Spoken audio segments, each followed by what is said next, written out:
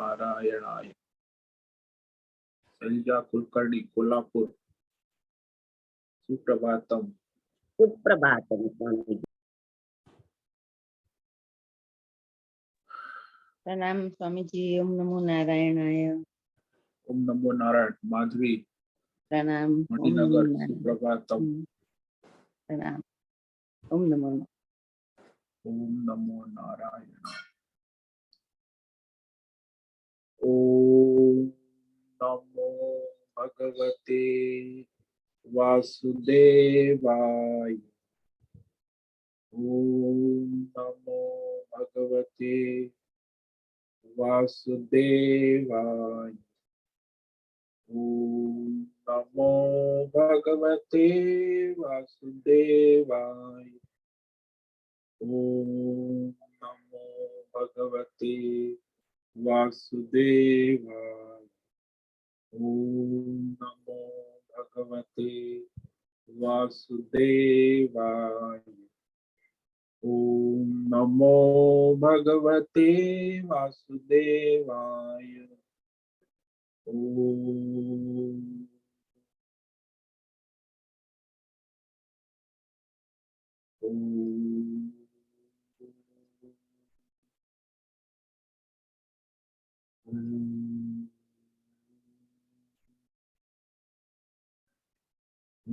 श्री परमात्मने नमो नमः। ओम गणपतये नमो नमः। ओम सरस्वत्यै नमो नमः। ओम गुरुभ्यो नमो नमः। ओम सहनाववतु सहनौ भुनक्तु सह वीर्यं करवावहै तेजस्विनावधीतमस्तु मा विद्विषावहै। ओम शांति शांति शांति। सदाशिवसमारम्भां शंकराचार्यमध्यमाम् अस्मदाचार्यपर्यन्तां वन्दे गुरुपरम्परा।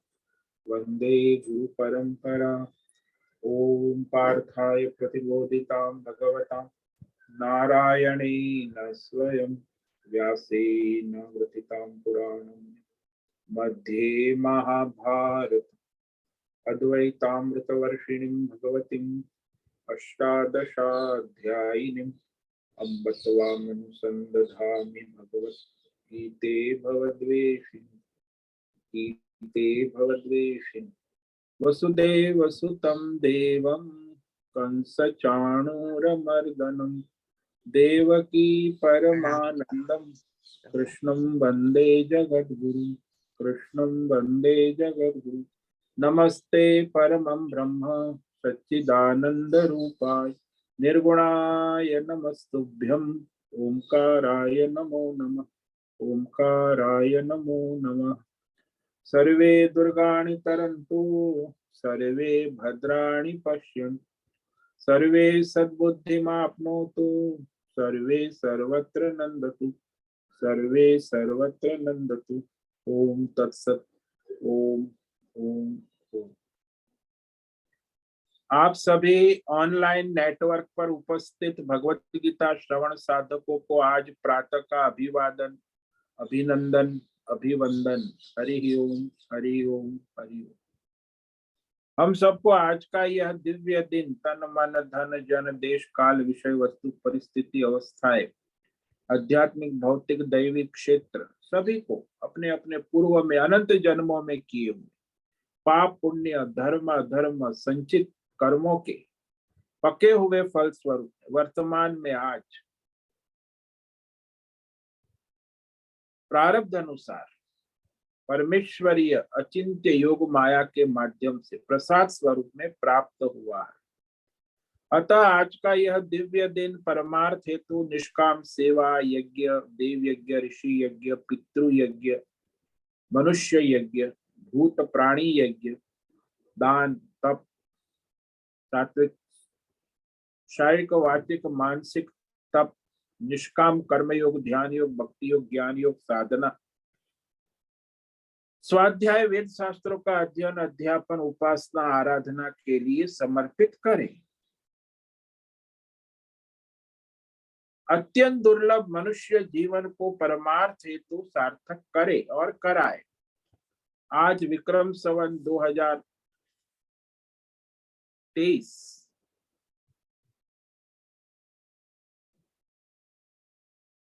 विक्रम संवत और ये है वैशाख मास कृष्ण पक्ष की त्रयोदशी तिथि। ये है रात्रि 10:27 तक त्रयोदशी है, उसके बाद चतुर्दशी लग जाती। आज है रेवती नक्षत्र, अभी 7:37 तक, उसके बाद अश्विनी नक्षत्र लग जाता है। आज है बुधवार और यहाँ वसंत ऋतु चल रही है। रात्रि का न्यूनतम तापमान 19 डिग्री और दिन का अधिकतम तापमान 39 डिग्री रहा। वायु की गति अभी 10-15 किलोमीटर प्रति घंटा चल रही। तो यह ईस्वी सन 2023 17 मई 2023 सुबह के 7 बजने वाले हैं।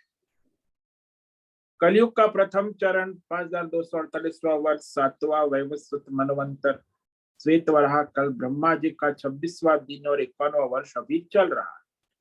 तो ऐसे अनंत कोटि ब्रह्मा और ब्रह्मांडीय परमेश्वरी अचिंत्य योग माया में हमारा यह एक ब्रह्मांड, इस ब्रह्मांड में ये पृथ्वी लोक में समुद्र के ऊपर जम्बू द्वीप और जम्बू द्वीप में वैदिक राष्ट्र भारत, उत्तर हिमालय प्रांत उत्तराखंड राज्य में टिहरी जिले में हिमालयन शिवालिक पर्वतमाला के अंतर्गत मणिकूट पर्वत के ऊपर नीलकंठ महादेव के सामने ऋषिकेश नगरी में मुनि की रेती प्रांत में शीशम जाड़ी में अवधूतपाड़ा आश्रम में सी ब्लॉक के 5 नंबर कमरे से पहले माले गंगा किनारे से हम स्वामी उत्तमानंद सरस्वती भगवत गीता के आचार्य शिष्य स्वामी चिन्मयानंद सरस्वती महाराज चिन्मय मिशन कैवल्याद्वैत वेद व्यास भगवतपाद शंकराचार्य की श्रृंगेरी संन्यास परंपरा से शिक्षित दीक्षित सनातन वैदिक भारतीय हिंदू धर्म अनुसार संपूर्ण भगवद गीता ज्ञान यज्ञ ऑनलाइन जूम चैतन्यमय जीवंत लाइव प्रसारण के अंतर्गत व्याख्यान माला में अध्याय की प्रस्तावना, भगवद गीता की प्रस्तावना संस्कृत एवं हिंदी में करेंगे। तो वह दिव्य पवित्र सरल व्यावहारिक सटीक पूर्ण वर्ण अक्षर पद वाक्य पंक्ति श्लोक अध्यायों की संगति संधि अन्वय शब्दार्थ वाक्यार्थ भावार्थ रहस्यार्थ के यथार्थ तात्पर्य सहित वैदिक शास्त्र वेद व्यास साहित्य शंकर भाष्य परंपरागत सन्यासी आचार्यों की टीका टिप्पणी सहित आज का यह गीता प्रस्तावना व्याख्यान करेंगे। कृपया आप सभी श्रद्धा भक्ति ध्यान से परिपूर्ण होकर के यह दिव्य भगवद गीता श्रवण साधना करे, कुछ ग्रहण करे, कुछ धारण करे, कुछ अपने जीवन में चरितार्थ करे और उसमें निरंतरता लाए।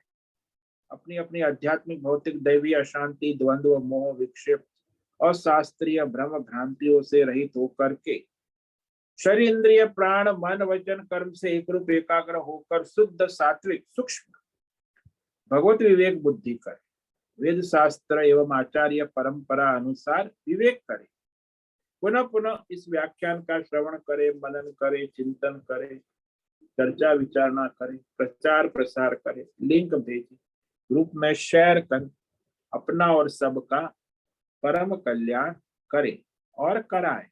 ओम तत्सत। ओम ओम ओम। तो कल हमने भगवद गीता महात्म्य के अंतर्गत 9 ध्यान श्लोक, जो उसके 9 ध्यान श्लोक है परंपरागत, उसमें आखिरी 3 ध्यान श्लोक पर व्याख्यान किया था। उसे संक्षेप में कहकर बाद में भगवद गीता प्रस्तावना प्रारंभ करेंगे। तो कल हमने ध्यान श्लोक नंबर 7, 8 और 9 इस पर व्याख्यान किया है, उसे संक्षेप में कह देते हैं। पाराशर्यवचः सरोजममलम् गीतार्थगन्धोत्कटम् नानाख्यानककेसरं हरिकथा सम्बोधिना बोधितम् लोके सज्जन षट्पदैर्हरः पेपीयमानं मुदा भूयात् भारत पंकजं कलिमल प्रध्वंसी न श्रेयसे। तो ये महाभारत ग्रंथ की कमल पुष्प के उपमा दी। गीतार्थ गंधोत्कटम, इस महाभारत ग्रंथ का जो सुगंध है वह भगवत गीता ज्ञान है। वैसे महाभारत में 18 पर्व है, बहुत सारे अध्याय है, वो उसके केसर है, महाभारत रूपी कमल की। और भगवान की कथा से उपदेश से प्रफुल्लित हुआ है ये कमल जो खिला हुआ है। और जो धर्मात्मा है संसार में, वो भंवरे बनकर इस महाभारत ग्रंथ के धर्म अर्थ काम मोक्ष चतुर्विध पुरुषार्थ का आनंद लेते हैं।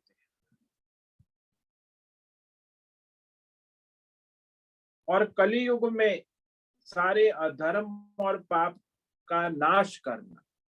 देखो, धर्म करना और अधर्म को जानना, उसका त्याग करना, तो दोनों का ज्ञान होना चाहिए कि भाई धर्म क्या है, अधर्म क्या है। तभी जाके अधर्म का त्याग होगा और धर्म को ग्रहण करें। तो केवल धर्म का ज्ञान हो तो भी नहीं चलेगा, अधर्म का ज्ञान, दोनों का ज्ञान हो क्या, अधर्म क्या है, धर्म, तभी आप धर्म के मार्ग पे आगे बढ़ सकते हो, अधर्म का त्याग कर सकते हो। तो इसीलिए महाभारत जो है कलियुग में विवेक कराने वाले, धर्म अधर्म यानी अधर्म का नाश कर धर्म के मार्ग में आगे ले जाने वाले। तो वह पराशर्य वचः, पराशर के पुत्र, ऋषि पराशर के पुत्र वेद व्यास मुनि, उनके वचन रूपी सरोवर में प्रकट हुआ ये महाभारत रूपी कमल, महाभारत रूपी ग्रंथ। ये निर्मल कमल है, खिला हुआ है, सुगंध फैला रहा है। ये महाभारत ग्रंथ जो है वो सभी सनातन धर्म का कल्याण करे, यानी मनुष्य मात्र का परम कल्याण। श्रेयस, श्रेयस का मतलब होता है परम कल्याण, भोग नहीं, योग। श्रेय और प्रेय में ज्यादातर मनुष्य भोग प्रधान होते हैं, योग में बहुत कम लगे रहते हैं। तो ज्यादातर मनुष्यों का लक्ष्य संसारी भोग होता है, परमार्थ ईश्वर लक्ष्य वाले बहुत कम होते हैं। तो ज्यादातर मनुष्य मोह माया में घूमते रहते, बहुत कम जो है परमार्थ के मार्ग पर चलने वाले। तो परमार्थ करना ये श्रेय है, और संसार में मोह माया में पड़े रहना, भोग में लगे रहना, ये प्रेय है, वो अच्छा लगता है इंद्रिय और मन को, गुड़ी गुड़ी गुड़ी गुड़ी, लेकिन उसका परिणाम जो है कष्ट है, दुख है, मृत्यु है, जन्म है।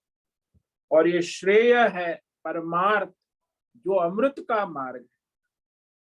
फिर कहा मूकम करोति वाचालम पंगुम लंघयते गिरिम यत् कृपातमहं वंदे परमानंद माधव। भाई जो गूंगा होता है वो बोलने लगता है, भाई भगवान की कृपा हो तो क्या नहीं हो सकता।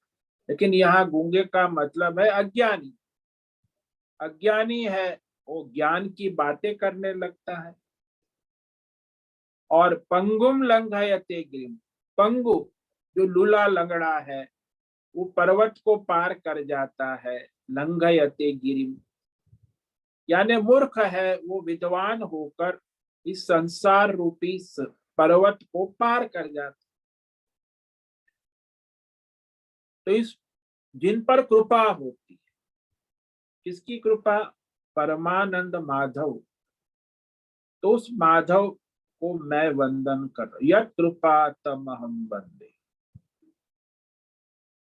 कि जिनकी कृपा से मनुष्य संसार में अज्ञान से पार होकर ज्ञान को प्राप्त करता है, जिसकी कृपा से मनुष्य अपनी मूर्खताओं से उठकर अपने विद्वता में प्रवेश करता है, उस परमात्मा को हम वंदे, वंदन करते, वारंवार वंदन करते। और फिर माधव का मतलब होता है जो शहद जैसा मीठा है। माधव वसंत ऋतु अभी जो चल रही, इसी को भी माधव कहते हैं।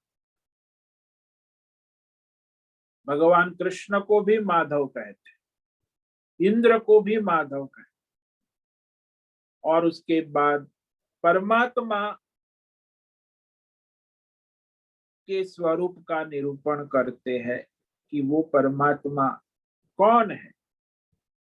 यम ब्रह्मा वरुणेन्द्र रुद्र मरुतः स्तुन्वन्ति दिव्यैस्तवै वेदै साङ्गपद क्रमोपनिषदै गायन्ति यं सामगा ध्यानावस्थित तद्गतेन मनसा पश्यन्ति यं योगिनो यस्यान्तं न विदुसुरासुरगणा देवाय तस्मै नमः, देवाय तस्मै नमः।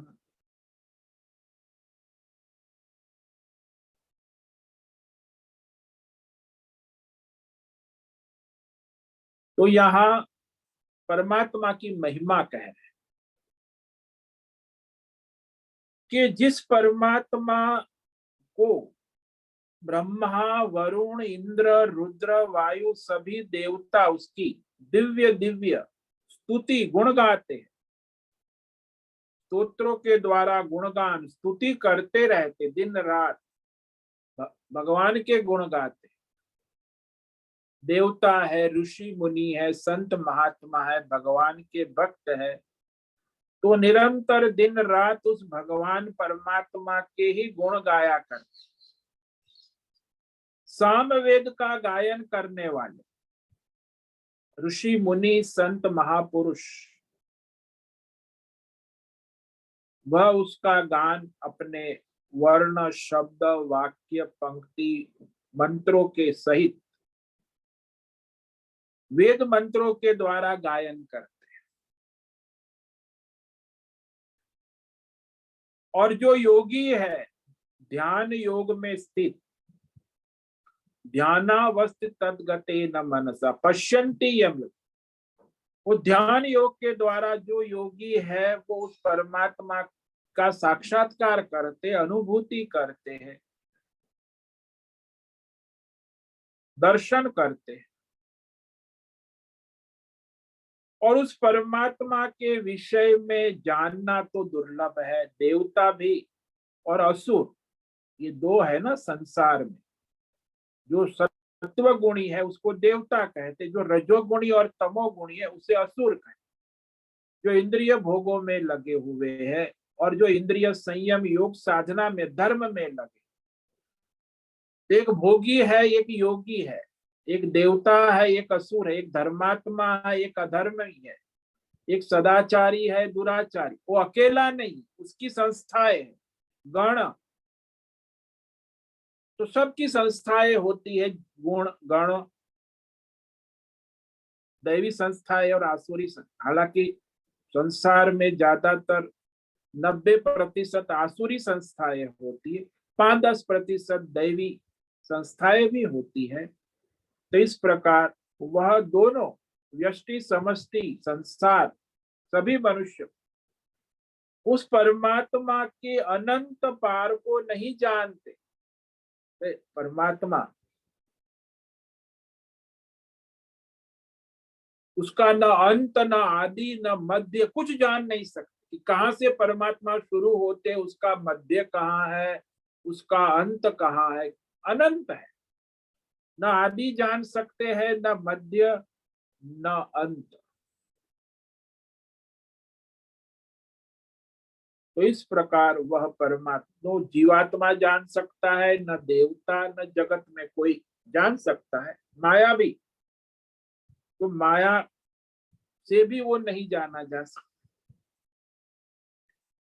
उसका पार नहीं पा सकते। तो इस प्रकार यह ध्यान श्लोक जो है, इस पर व्याख्यान पूर्ण होता है। अब हम श्रीमद् भगवद गीता, जो वेद व्यास प्रणीत महाभारत के अंतर्गत अध्याय 54 से 72 तक 18 अध्याय की भगवद गीता का प्रागट्य हुआ है, तो उसका हम प्रारंभ करते हैं प्रस्तावना से। शंकराचार्य ने एक श्लोक लिखा है प्रस्तावना में, ओम नारायण परो व्यक्ता दंडम अव्यक्त संभवम अंडस्या तस्मिन् मे लोका सप्तद्वीपा च मेदिनी सप्तद्वीपा च मेदिनी। ये मंगलाचरण कहते हैं। तो भी ग्रंथ का प्रारंभ होता है तो मंगलाचरण होता है।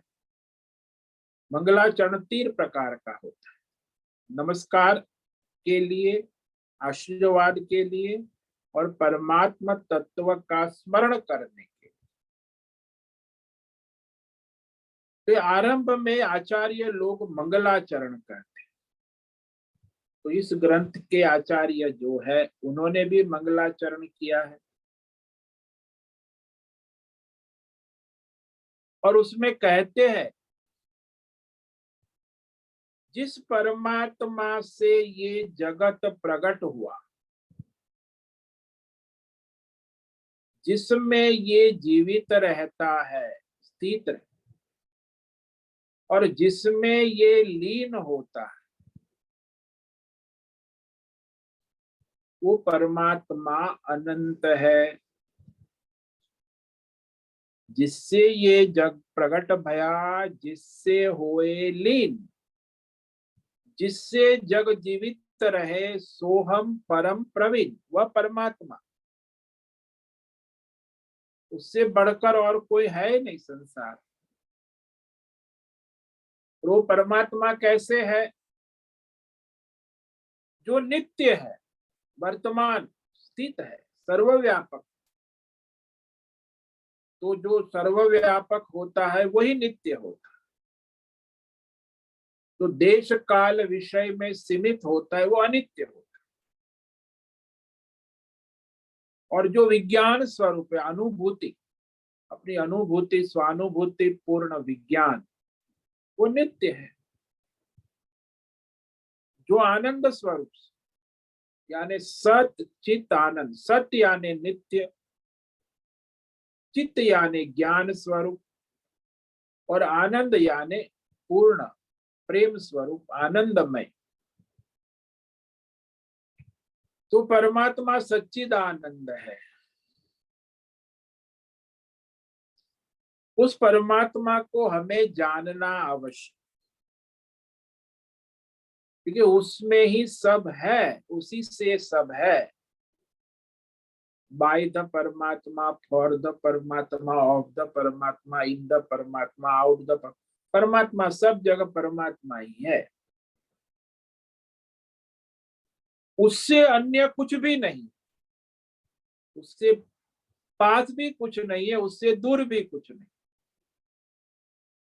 तो उस परमात्मा के गुण गाते हैं वेद मंत्र, वेद, ऋषि मुनि, संत, महापुरुष, देवता, असुर, सब उस भगवान के गुण। भाई देवता भी भगवान के गुण गाते, आराधना करते, असुर भी अपनी कामना इच्छा पूर्ति के लिए भगवान के गुण गाते।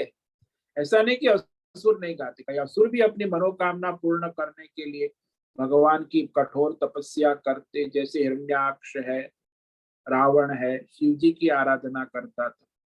तो असुर भी भगवान का आराधना उपासना अपनी मनोकामना पूर्ति के लिए कर, लेकिन असुर को भगवान को प्राप्त नहीं करना है, स्वयं को भगवान बनना है। इसीलिए वो भगवान के पास से प्रार्थना कर। तो वह ऋषि मुनि संत देवता हो, असुर हो, मनुष्य हो, पशु हो, प्राणी, सब भगवान की आराधना करते हैं। उस परमात्मा का कोई अंत नहीं है, अनंत है ना। इसीलिए वो वाणी का विषय नहीं है, मन का विषय नहीं है, बुद्धि का विषय नहीं।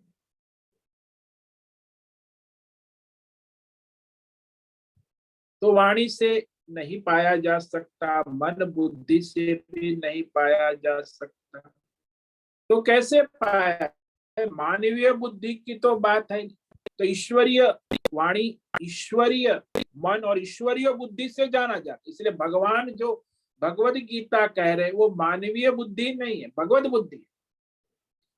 भगवान को जानने के लिए भगवान की वाणी, भगवान का मन, भगवान की बुद्धि की आवश्यकता है। जीवात्मा की अल्प बुद्धि से परमात्मा को नहीं मापा जा सकता, नहीं जाना जा, क्योंकि जीवात्मा की मन बुद्धि, जो बुद्धिजीवी लोग होते, कई लोग अपनी अल्प बुद्धि से परमात्मा के बारे में लिखते हैं, लेकिन उसे यथार्थ नहीं बोध होता, विपरीत ज्ञान। परमात्मा ने कहा है, ऐसे परमात्मा भगवान की वाणी से ही भगवान के तत्व को जाना जाए। इसलिए भगवान की वाणी है वेद, ये भगवत गीता, ये जो शास्त्र है, भगवान की वाणी है।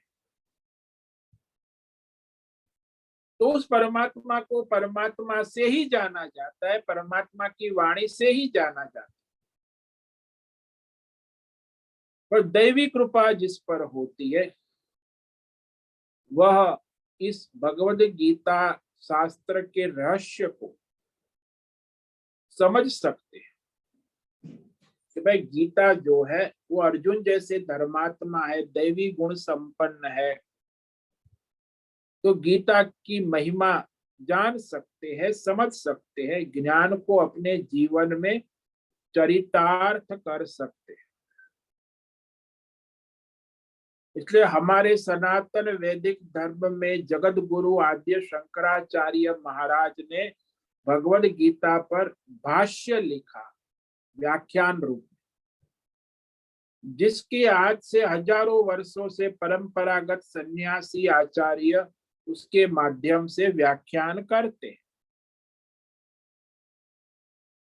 तो शंकराचार्य सबसे पहले उस भगवद गीता पर व्याख्या करने के लिए मंगलाचरण करना आवश्यक समझते हैं, क्योंकि मंगलाचरण से सभी भौतिक, अध्यात्म, दैवी विघ्नों का निवारण होता,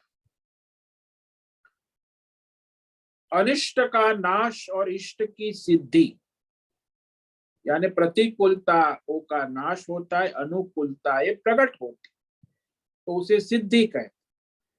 क्योंकि जो आध्यात्मिक, भौतिक, दैवी प्रतिकूलता हो तो हम यह सत्संग नहीं कर सकते।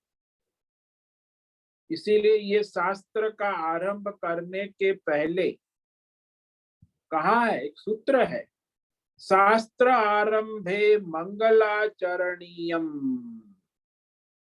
वेद शास्त्र है, आचार्य कोई अपने ग्रंथ लिखते हैं, तो आचार्य ऐसे कार्य प्रारंभ करते समय प्रारंभ में मंगलाचरण करते हैं, यानी मंगल आचरण प्रारंभ। तो एक शिष्टाचार है, वैदिक शिष्टाचार, आचार्य परंपरा से शिष्टाचार, जिसमें वेद के अनुसार वैदिक प्रमाण से अपने विचार प्रस्तुत करते। तो वहां श्रुति, स्मृति, पुराण, वैदिक शास्त्र के अनुसार आचार्य जो है, परंपरागत आचार्य होते हैं, वो व्याख्यान करते हैं। तो व्याख्यान प्रारंभ करने के पहले मंगलाचरण करना आवश्यक, इसीलिए यहाँ आचार्य सबसे पहले मंगलाचरण करते। मंगलाचरण हमारे वैदिक संस्कृति में, सनातन धर्म में 3 प्रकार का होता। एक होता है नमस्कार के, नमस्ते अस्तु भगवन विश्वेश्वराय महादेवाय त्र्यंबकाय त्रिपुरांतका। तो नमस्कार मंगलाचरण। आशीर्वाद रूप से मंगलाचरण होता है। देवो भूत्वा देवम यजेत, आशीर्वाद है। मंगलम भवतु, आज तो जो आशीर्वाद रूप से मंगलाचरण होता है, जो आशीर्वाद देता है कि भाई आशीर्वाद का आशी का मतलब होता है मनोकामनाएं पूर्ण हो। भाई जो मनोकामना वो भी धर्म के अनुसार, वो आशीर्वाद होता है। जो अधर्म से कामना पूर्ण नहीं हो, धर्म के अनुसार आपकी कामनाएं पूर्ण हो, उसे आशीर्वाद है। आप आशीर्वाद की प्रार्थना करते हैं। आशी का मतलब है इच्छा, कामना की पूर्ति हो, वो भी धर्म के अनुसार, शास्त्र के अनुसार, परंपरा के अनुसार। भाई अपनी जो कामनाएं हैं वो पूर्ण हो। तो मंगलाचरण में भी आशीर्वाद रूप मंगलाचरण किया जाता है। और परमात्मा के तत्व का स्मरण करते हुए मंगलाचरण करते। तीन प्रकार का हो गया, नमस्कार रूप, आशीर्वाद रूप, परमात्मा तत्व का स्मरण करते हुए मंगलाचरण। इस यहाँ शंकराचार्य ने यहाँ नमस्कारात्मक आशीर्वादक मंगलाचरण नहीं किया है। इस श्लोक में उन्होंने परमात्मा तत्व का स्मरण करते हुए मंगलाचरण किया है। ओम नारायण परो व्यक्तात् दंडमव्यक्त संभवम् अंडस्यान्तस्त्विमे लोकाः सप्तद्वीपा च मेदिनी। ये मंगल वाक्य है जो पौराणिक है। पहला जो वाक्य ओम नारायण परो व्यक्ता,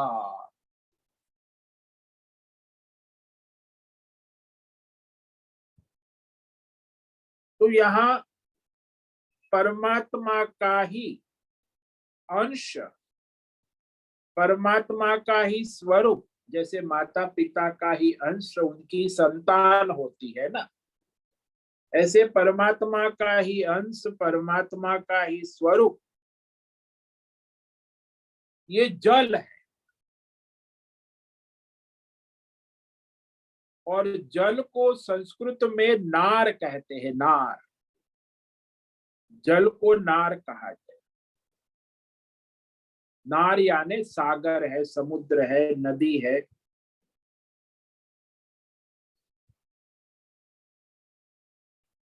तो जब सृष्टि का प्रारंभ हुआ, ये जो हमारी मानवीय, ये जो प्राकृतिक जो सृष्टि है, जब उसका प्रारंभ हुआ तो उसके पहले, सृष्टि के प्रारंभ होने के पूर्व में परमेश्वर नारायण जल में निवास करते थे, यानी शयन करते। नारायण यानी जल उनका निवास स्थान था, शयन स्थान था।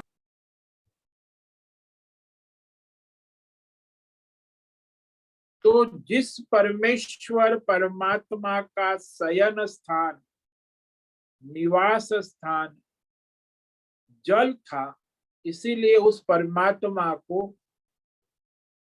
सृष्टि के प्रारंभ में नारायण कहा गया।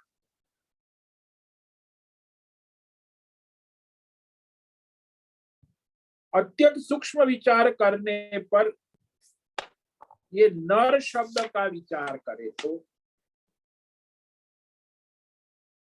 नर का मतलब होता है ये स्थावर जंगम जितने भी प्राणी है, शरीर जो चार प्रकार के है ना, अंडज, स्वेदज, उद्भिज, जरायु, पृथ्वी से उत्पन्न होने वाले, पसीने से और अंडे से उत्पन्न होने और गर्भ से उत्पन्न, तो 84 लाख प्रकार के चराचर जीव है, उस सबको नर कहते, क्योंकि वो जल से ही उत्पन्न होते हैं। बिना जल के किसी का ये सृष्टि का अस्तित्व नहीं हो सकता। अब वो जल के साथ परमात्मा भी है ना वहां, इसीलिए वह उनका प्रतिबिंब सदा पड़ता है सभी जीवों में। तो जैसे अंडे से बच्चा उत्पन्न होता है, बीज से अंकुर उत्पन्न होता है, तो वो जल और परमेश्वर के संयोग से होता है। परमात्मा ही जल बनकर पौधे को अंकुरित करते हैं, बीज को अंकुरित कर पौधा बना देते हैं और जीव को गर्भ में विकसित कर देते हैं। तो वहां चैतन्य परमात्मा प्रतिबिंब रूप में उपस्थित रहता है सभी जीवों में। जैसे सूर्य का प्रतिबिंब पड़ता है, ऐसे परमात्मा का प्रतिबिंब जल में पड़ता है और जल से फिर ये सृष्टि का सर्जन होता है।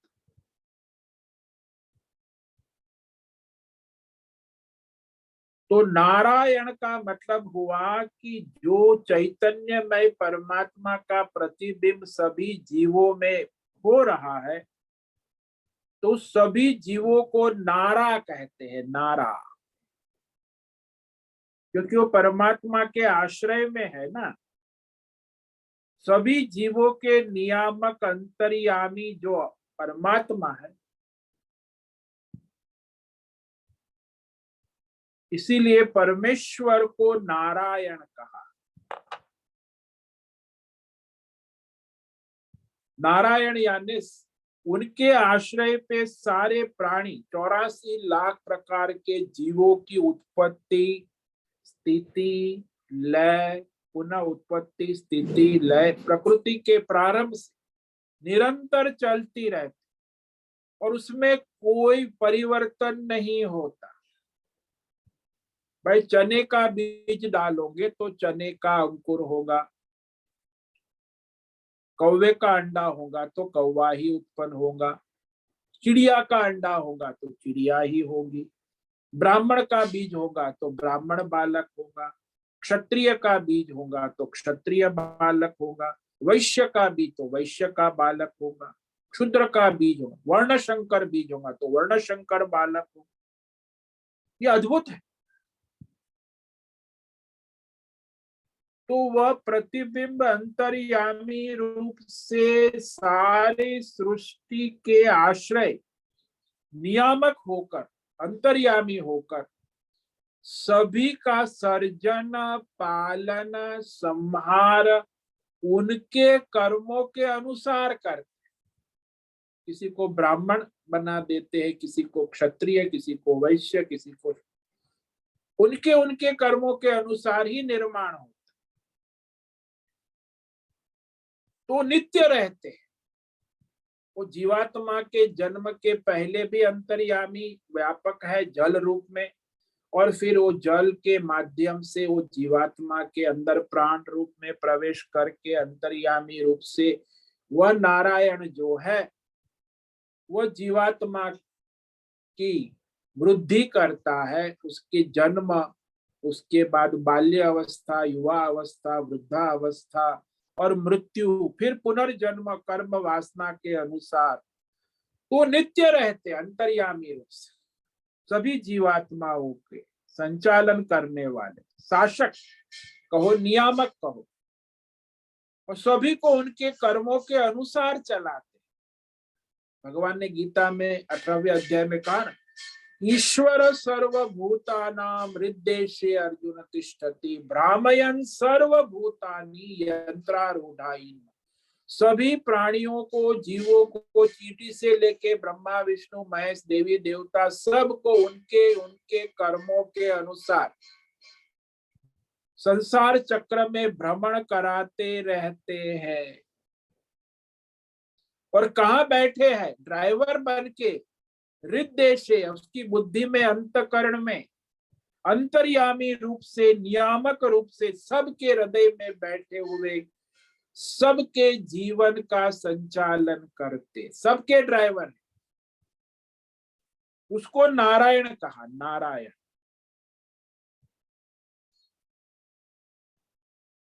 तो भगवद गीता का जो मुख्य विषय है, प्रतिपाद्य विषय, वो नारायण है।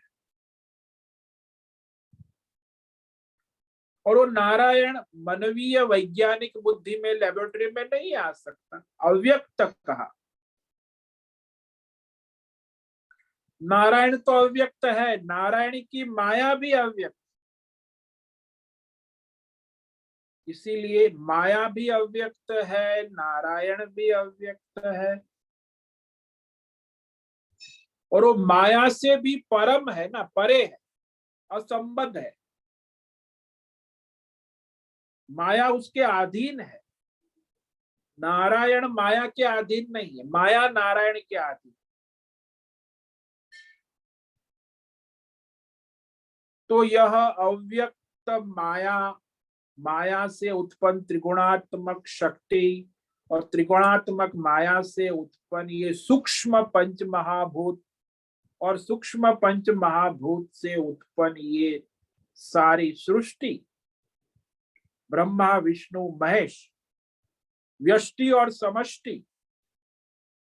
तो समष्टि ब्रह्मा है, विष्णु है, महेश है, तो उसे समष्टि शरीर को अंड कहा है। समष्टि शरीर, जैसे एक चिड़िया में से, अंडे में से एक चिड़िया प्रकट होती है, ऐसे समष्टि अंड जो है, इसमें आखी समष्टि सृष्टि अंदर उत्पन्न होती है, वह अंड ब्रह्मांड कहा जाता है। वो समष्टि शरीर है, जिसको हम ब्रह्मा विष्णु महेश कहते हैं। और उस अंडे में क्या है, समष्टि ब्रह्मांड में 14 भुवन और 14 लोक है।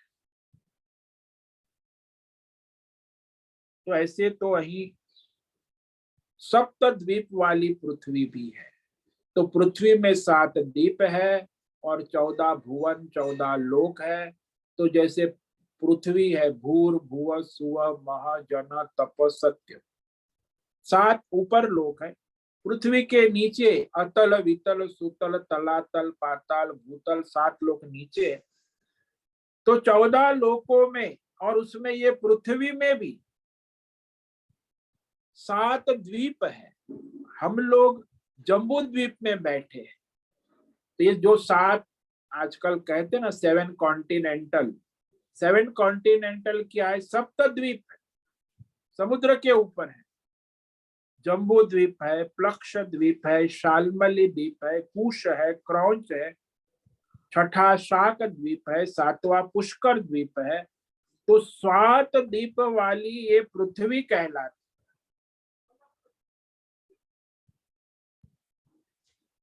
और उस पृथ्वी में ये सारा जो जल के माध्यम से जो भगवान प्रकट होते हैं सृष्टि के रूप में, प्रकृति, तो उसमें सोए अंतर्यामी रूप से उपस्थित है, वो अंतर्यामी को नारायण कहते हैं।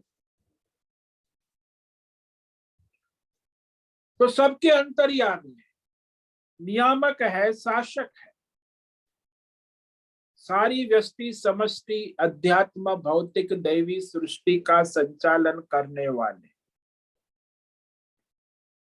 सबके प्रभु, शासक, तो उसे नारायण कहते हैं।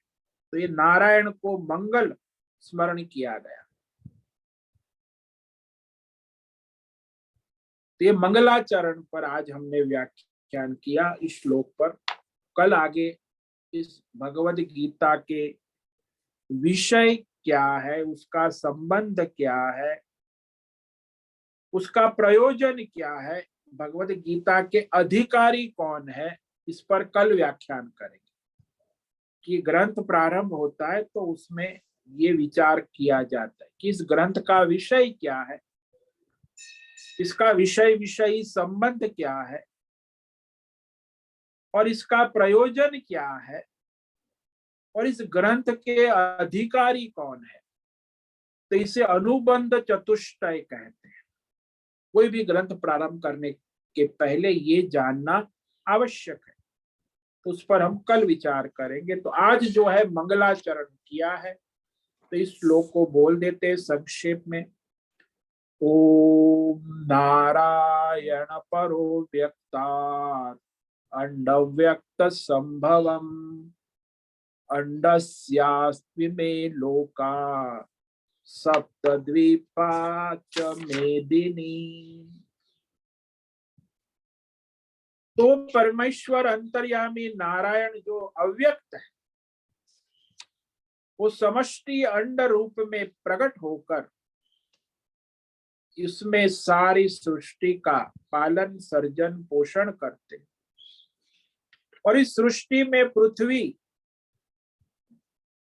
और उस पृथ्वी में 7 द्वीप और 7 द्वीप में ये 84 लाख प्रकार के जीव उत्पन्न होते, उसमें यह एक मनुष्य है।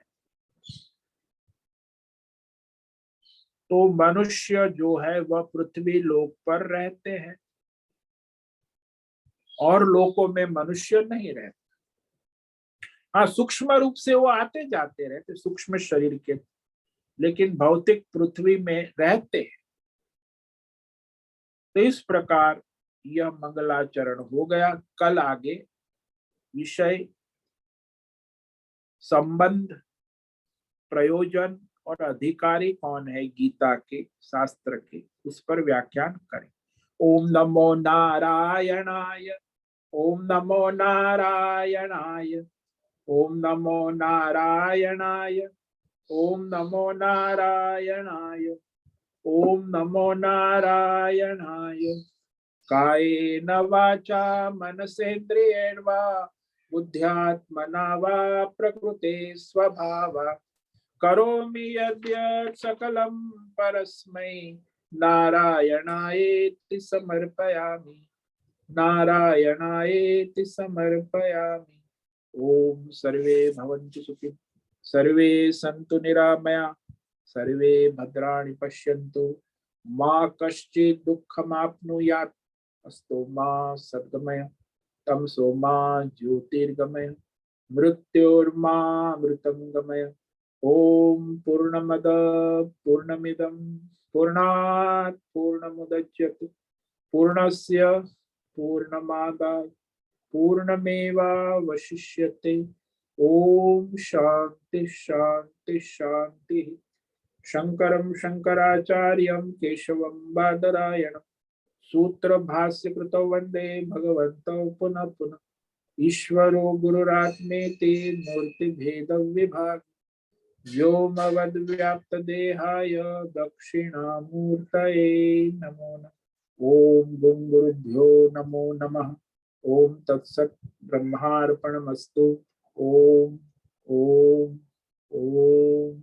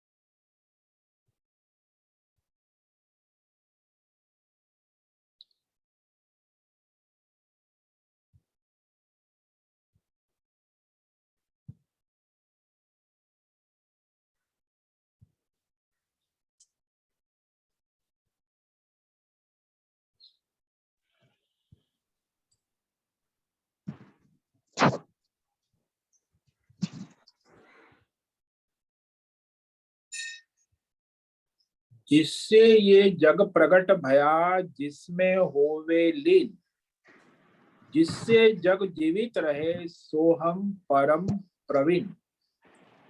जो नित्य है, विज्ञान है, आनंद से है भरपूर, उस परमात्मा तत्व को जानना, उससे नहीं है कुछ दूर। ऋषि मुनि नित गायन करे, ध्याये योगी ऋषि संत, उस परमात्मा का पाते न कोई अंत। मानवीय वाणी जिसे नहीं कह सके, वो मन बुद्धि से पार, मानवीय बुद्धि से पार। केवल भगवत वाणी भगवत बुद्धि से ही जाना जा सकता। वह परमात्मा का महिमा अपरंपार है। परमात्मा को परमात्मा की वाणी और परमात्मा के शास्त्र बुद्धि से ही जाना जा सकता है, मानवीय बुद्धि से नहीं। तो इसकी ये महिमा है। गीता भगवान की वाणी, उसी के द्वारा भगवान को जान सकते।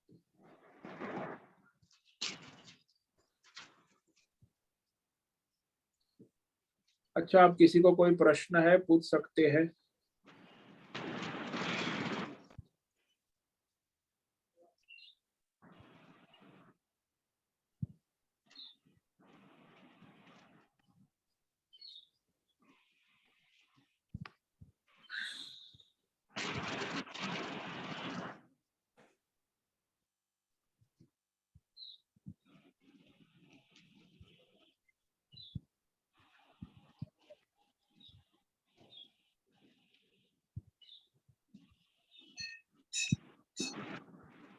ओम नमो नारायणाय स्वामी जी। ओम नमो नारायण। बोलो। स्वामी जी, आपने कहा कि भगवान पहले पानी पे रहते थे, तो पानी का सर्जन उन्होंने कब किया? मतलब ऐसे एक मन में क्वेश्चन आता है। नहीं, वो पिता पुत्र एक होता है ना, जैसे परमात्मा ने ही, परमात्मा की संतान ही जल है ना, सब परमात्मा की संतान है, तो परमात्मा का ही स्वरूप है। मैंने सबसे पहले जल बनाया था उन्होंने। नहीं, वैसे संतान रूप में जो जल है, इसलिए जल को नार कहा। सागर, ये समुद्र जो है ना, तो उस फिर उसके बाद और परमेश्वर जैसे उसमें निवास करते, शयन करते, इसीलिए स्थूल दृष्टि से उसे नारायण कहते। जल यानी नार, आयन यानी निवास करने वाले, शयन करने। इसीलिए जल में उपलब्ध है, उपस्थित है, उसमें वो अंतर्यामी रूप से उपस्थित है, इसीलिए हम स्थूल दृष्टि से उसे नारायण कहते। स्वामी जी, वो रामायण के लिए मतलब उसका तो मतलब है कि राम का आना है ना, राम का वो लौटना। आयन यानी राम का लीला, राम का लीला ऐसा जीवन। है।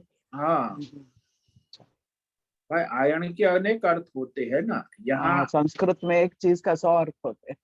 जैसे हाँ जैसे लागू होता है वैसे यूज हाँ, होता वो शब्द के अनुसार, वाक्य के अनुसार उसे है। करना आवश्यक।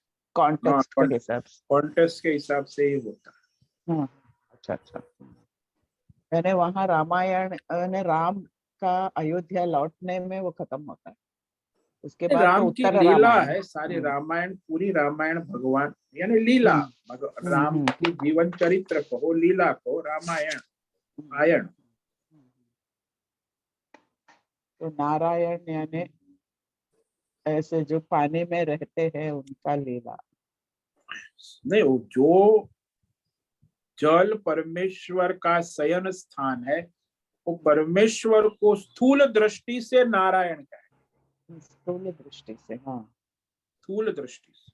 और एक और आपने कहा कि उनकी परछाई पड़ी पानी पे, लेकिन वो तो है ही नहीं, मतलब उनका रूप गुण कुछ है नहीं, तो हाँ, उनका तो परछाई सूक्ष्म वो भी विचार कर। स्थूल रूप में, स्थूल रूप। हाँ, वो स्थूल और सूक्ष्म दो दृष्टि होती है ना। हम्म, एक स्थूल दृष्टि से विचार, सूक्ष्म दृष्टि से तो विचार करे तो वो तो अंतर्यामी रूप से वहां उपस्थित है, और वो तो हमें समझेगा ही सर्वांतर्यामी। नहीं, हम लोगों को समझेगा ही नहीं, तो हाँ, वो सूक्ष्म स्थूल रूप सूक्ष्म में बताना दृष्टि से पड़ता वो अंतर्यामी नारायण रूप से है। हाँ। सबका पालन करते हैं। हम्म, प्रणाम स्वामी जी। ओम नमो नारायणाय। ओम नमो नारायण। बोलो। स्वामी जी, विष्णु भगवान और नारायण एक ही है। और ये सब नारायण है। संसार में ब्रह्मा कहो, विष्णु कहो, महेश कहो, सब नारायण है। और विष्णु मतलब नाम कैसे पड़ा? और क्षीरोदक्षाय विष्णु, गर्भोदक्षाय सब क्या है स्वामी जी? देखो, एक होता है सर्जन करने वाले ब्रह्मा, पालन करने वाले विष्णु और संहार करने वाली नारायण शक्ति। ये जो महेश है वो संहार तत्व है, एक पालक तत्व है। वो तीनों तत्व जो है वो नारायणी है, अंतर्यामी रूप से वो परमेश्वर की शक्ति है, तो उसे नारायण कहा, परमात्मा कहो, परमेश्वर कहो। क्योंकि ये सात्विक समष्टि सात्विक दैवी शक्ति, समष्टि राजसी दैवी शक्ति, समष्टि तामसी दैवी शक्ति को शिव कहते हैं, समष्टि राजसी दैवी शक्ति को विष्णु कहते हैं, समष्टि सात्विक शक्ति को ब्रह्मा कहते हैं। जो तीनों जो शक्तियां है वो सृष्टि के सर्जन, पालन और संहार का हेतु है। तो सर्जन में रजोगुण होता है, पालन में सत्वगुण होता है और संहार में तमोगुण होता है।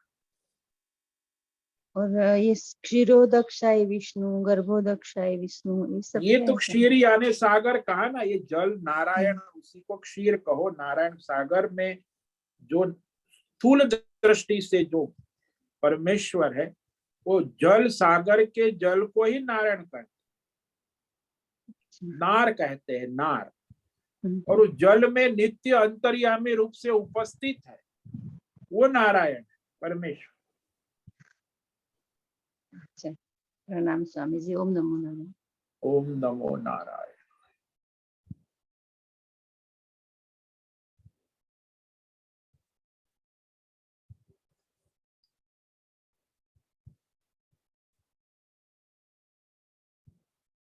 ठीक है, कल फिर मिलेंगे। सभी साधकों को आज का ओम नमो नारायणाय, नमो सबको आज नारायण। का ओम नमो नारायण, सभी साधकों को ओम नमो नारायण। ओम नमो नारायण। सबको ओम नमो। ओम नमो नारायण। ओम नमो ओम नारायण। नमो नारायणाय ओम स्वामी नमो जी। सभी नारायण। साधकों को ओम नमो नारायण। शुभम भवतु। मुझसे निवेदन है आज का सत्संग पूर्ण करें। ओम नमो नारायणाय। ओम नमो नारायणाय। ओम नमो आज का नारायण। यह दिव्य सत्संग हम यही ओम नमो नारायण स्वामी सभी जी। साधकों को ओम नमो नारायणाय। ओम नमो नारायणाय।